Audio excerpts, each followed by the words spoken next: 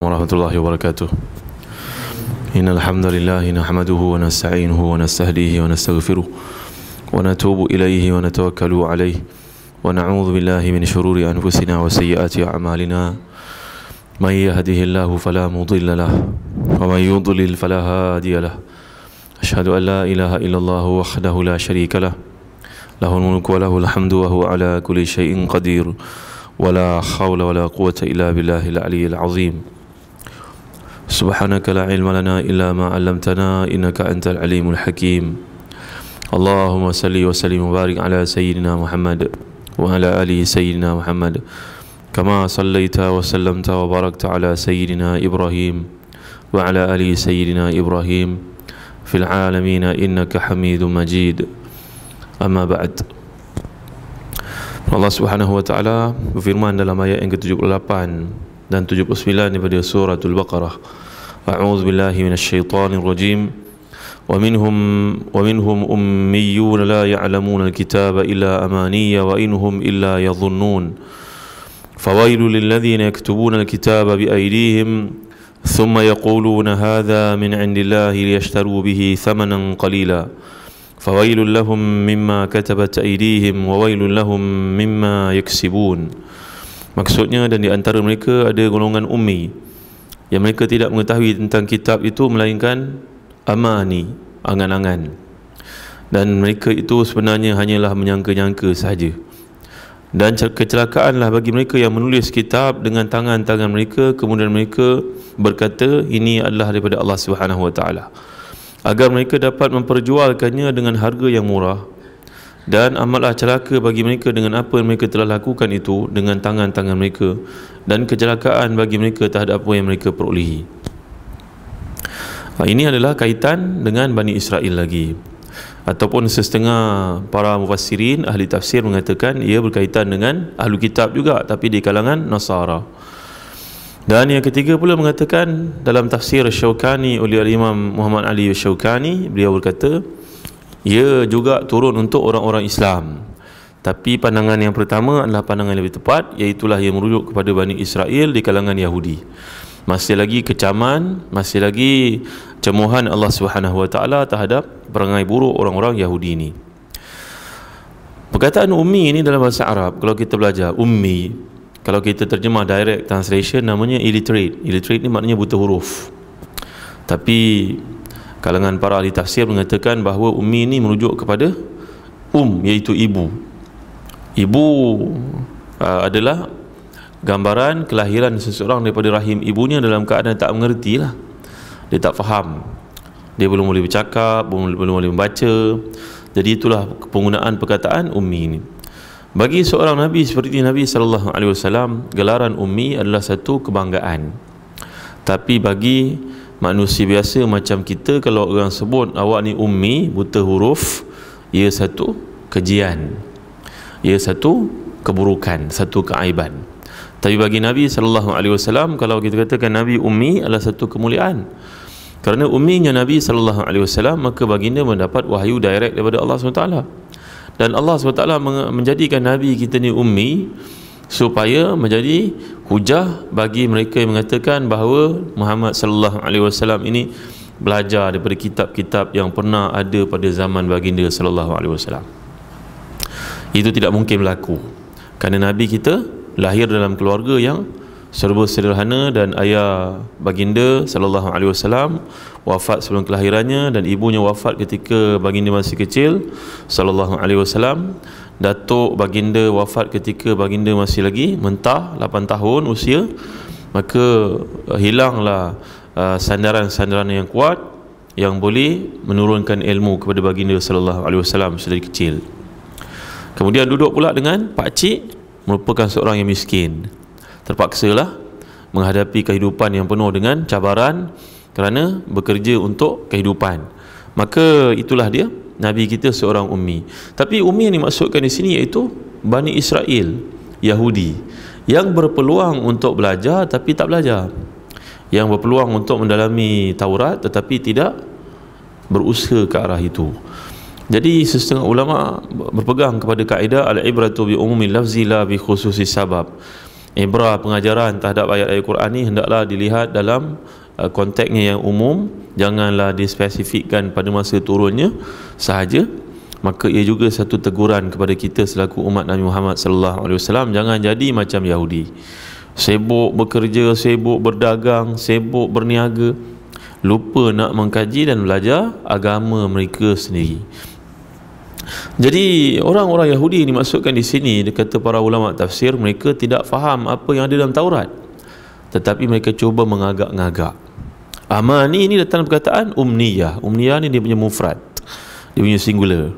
Ini pluralnya amani. Amani maknanya dia berangan-angan, dia beranggapan, dia buat assumption, dia assume begini sebenarnya. Seperti dalam ayat yang lalu ketika kita bincangkan tentang golongan Yahudi ni, wa idza laqul ladzina amanu qalu amanna wa idza khala ba'dhum ila ba'dhin qalu atuhaddithunahu mimma fatahallahu alaikum liwahajukum bihi 'inda rabbikum afala ta'qilun. Orang Yahudi ni ketika berlaku satu fahisyah, satu jenayah zina di kalangan mereka, kata ulama tafsir, contohnya Al-Imam Syaukani dalam tafsir Fathul Qadir, maka Nabi SAW berada di Madinah.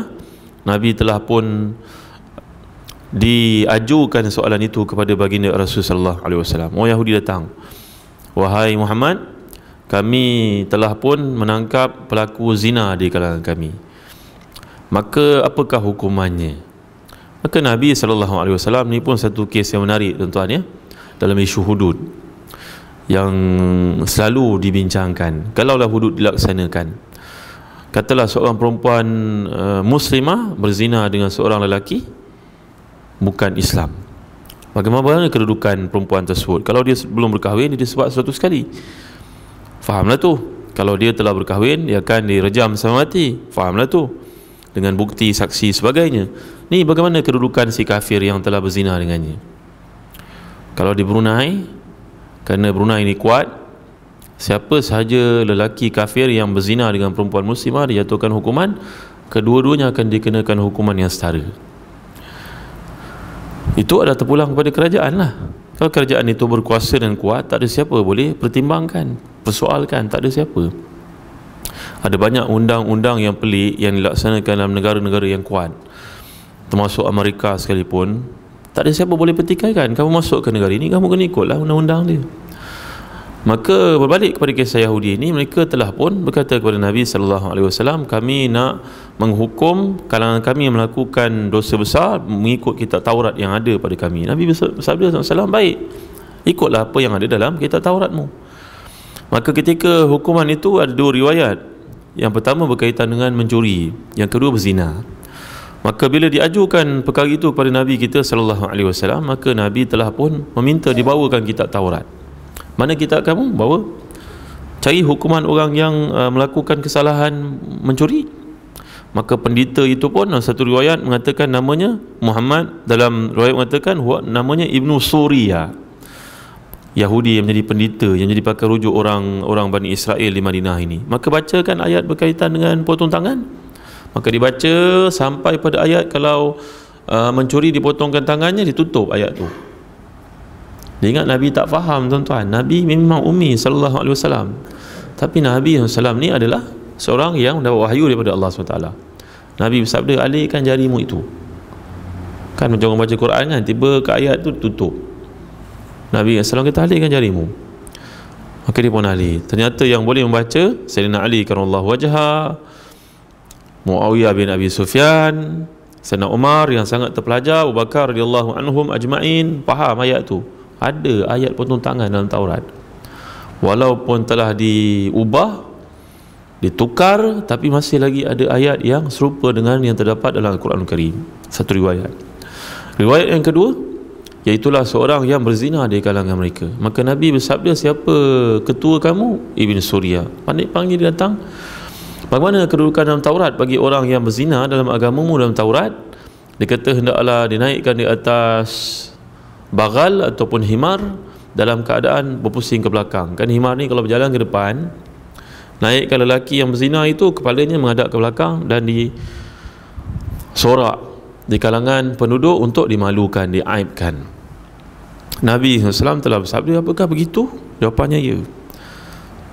Janganlah kamu nak berbohong, kata Nabi SAW, kerana ternyata hukuman yang sama dia kenakan oleh pelaku zina dalam Taurat. Itu dia tuan-tuan yang dirahmati dan dikasihi Allah sekalian. Tapi kerana kejahilan orang-orang Israel, Bani Yahudi ni, Yahudi Bani Israel, mereka tidak tahu, tak baca Taurat.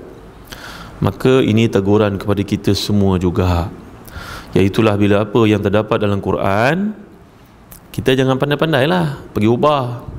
Oh ni bukan macam ni. Mana dia hukum usul fiqh yang anda belajar yang menyebabkan anda berkata berpindah hukum ni kepada yang lain? Bagaimana anda boleh mengatakan bukan begini hukuman yang Allah SWT kehendaki, padahal anda tidak mempunyai background bahasa Arab yang melayakkan anda untuk berfatwa dalam perkara-perkara tersebut. Jadi ini dia tuan-tuan yang dimuliakan Allah sekalian.